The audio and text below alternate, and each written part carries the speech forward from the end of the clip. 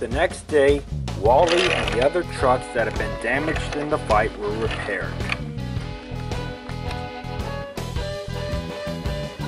"Hey Wally," said Danielle, "let's have a race." "Not right now, Danielle. I've got work to do." "Okay, just testing." "Wait, you were testing me?" "Yeah, just to make sure you learned your lesson." "I did. Did you?" "Well, of course I did," said Danielle. "I learned my lesson too," said Carl. "Same here," said Danny. "Alright," said Wally. "Our job today is to deliver ballast to the tracks around the turntable bridge. We're gonna do our work without fuss and no playtime until we know we have nothing important to do." So the good trucks worked hard all morning and into the afternoon.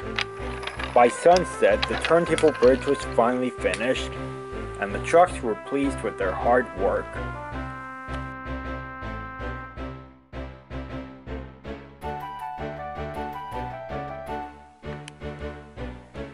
"5 years had passed, and the trucks were still at the mainland kingdom.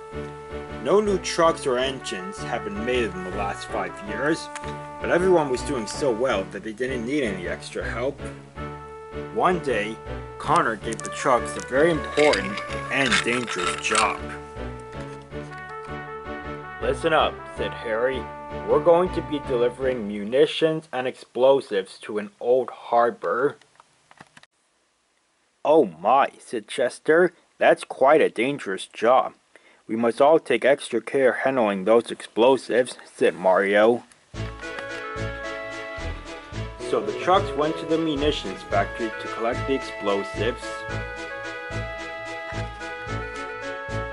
They were a little bit nervous, but they knew the job had to be done. A few minutes later, all the trucks, except Harry and Nicholas, each had a freight car loaded with explosives. "Go slow and steady," said Harry. "Nicholas and I will take the lead and alert other engines that you're passing through with your dangerous loads." And the trucks set off.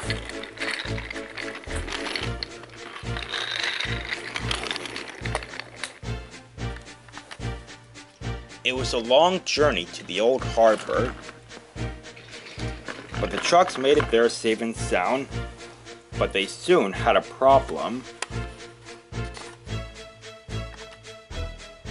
"I say," said Rico, "we can't unload these munitions with that fuel laying there." "Munitions and fuel do not mix," said Riot. "I'll move it," said Harry. Harry moved the fuel into a siding out of the way. Then the trucks got to work.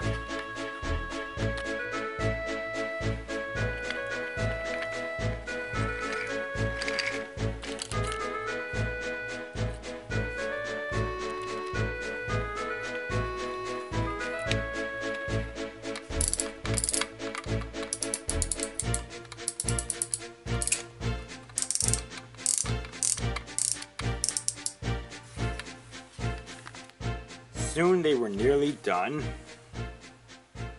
but the trucks were so caught up in their work that they didn't see 3 diesels nearby. One of them was wearing a wizard hat. "I can't believe my plan to take over the other kingdom and eliminate the Steamies failed.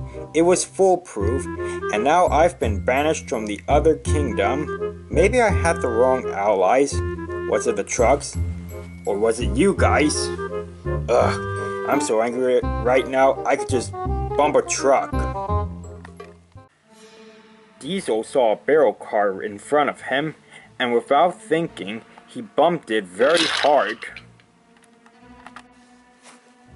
It went soaring around the bend, off the rails, and into some crates.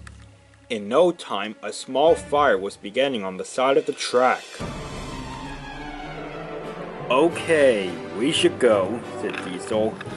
And he, Baron, and Jetson raced away as fast as they could. What was that? asked Carl. Fire! cried Scaredy. Yikes! cried Sonic. Everyone, clear the area, said Harry. Just then there was an explosion, and a burning piece of debris flew into the air and landed on the flatbed coupled to the fuel tanker. Uh-oh, the fuel's on fire, said Wallace. It's not on fire yet, said Harry. I just need to get it away from here before it explodes. Harry tried to couple up to the flatbed, but he saw that it had a rusty coupling. If he tried to pull it, the coupling could break. I guess I'll just have to push it away, said Harry. He bravely buffered up behind the flatbed and pushed it and the fuel tanker away. No, Harry, don't do it, said Mario. It's too dangerous. Come on, guys, said Wally. Let's get out of here before we all get blown to bits.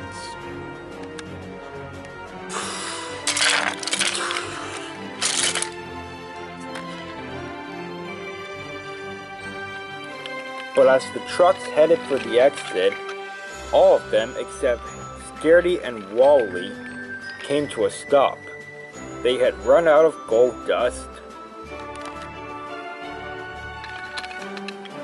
Well, that's just great, said Scaredy. They're too heavy for just the two of us to pull, said Wally. Scaredy, you need to go get more gold dust. There's a couple of trucks just a few miles down the line. I'll get the hose car and the waterwork cars and start fighting the fire.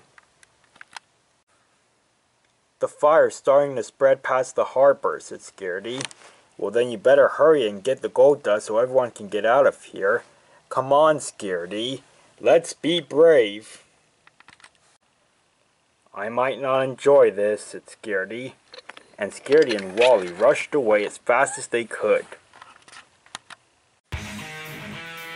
Scaredy found the gold dust cars and coupled up to them. Wally found the hose car and quickly took it and the waterwork cars to the fire. Scaredy was nearly to the harbor when he saw that flames had gotten onto the track. There was no other way to go, so Scaredy shut his eyes and sped through the flames. Come on, Wally, where are you? cried Hector. Just then, Scaredy rushed in. He quickly gave gold dust to the trucks. And two by two, they quickly exited the harbor.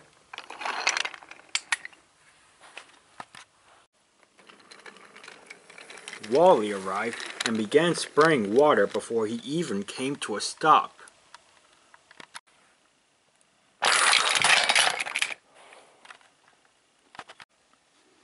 By now, some of the steam engines had seen the smoke, and they quickly rushed over to assist in fighting the fire.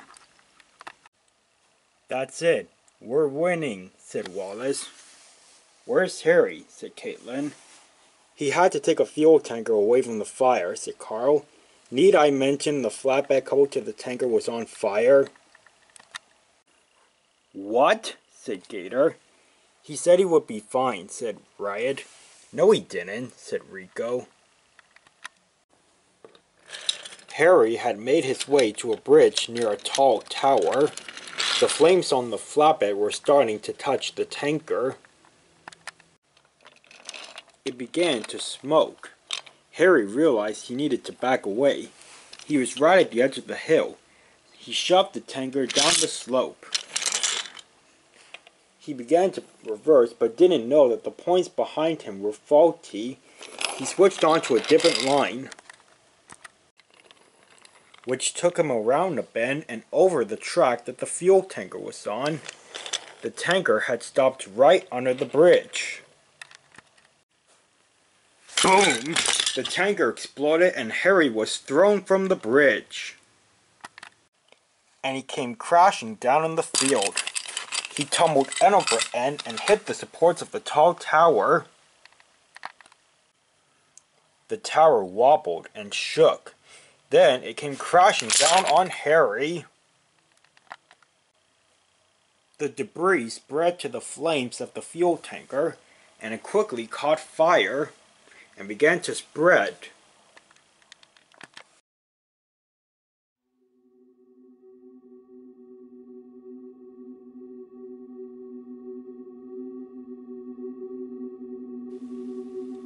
The trucks were sitting in the ruins of the harbor. They were feeling very miserable. Just then, Samson popped in with a goods train. "Hey guys," he said, "just wanted to see if you guys were feeling better." "Never better," said Danny crossly. "I think he meant to say we're never going to be better," said Archie. Samson sighed, tooted his whistle, and puffed away. Right after he left, a big red tenor engine puffed into the harbor with a paper dragon in tow. "Oh bother," he said. "I knew I shouldn't have gone home a different way. Now I'm completely lost." The trucks finally turned their attention to the stranger. Chester managed to smile. "Hello, big red engine," he said. "Is there a problem?" "Oh yes, I'm afraid there is. My name's Yong Bao. I'm on my way back to China after making a visit to Sodor, but I made the big mistake of going home a different way and now I'm lost." "Well, maybe we could help," said Wallace, and he rolled over to Yong Bao. "Wait, you can move?" "Well, yeah. You see, we used this magical gold dust and..." "Hey, I know who you are," said Yong Bao. "You're the good trucks. I've heard stories about you from my friends in China." This made the trucks smile. "Where's your leader, Harry? I've always wanted to meet him." The truck's smiles faded rapidly. "I hate to break it to you, chum," said Carl, "but Harry died in a munitions fire that happened here in the harbor a long time ago." "It was only 4 months," said Danielle. "That's still a long time," said Danny. "Oh, I didn't know that. I'm so sorry to hear that," said Yong Bao. "Scaredy here has made his own little song about us being leaderless," said Archie. "Without our leader, we're pretty much incomplete. Without our leader, we're easy to defeat. It's hopeless, we're finished. Without Harry, we're doomed. Those bad diesels and trucks are sure to scrap us soon." "Harry could lead us better than no other truck," said Wally. "He helped us all feel brave," said Danny.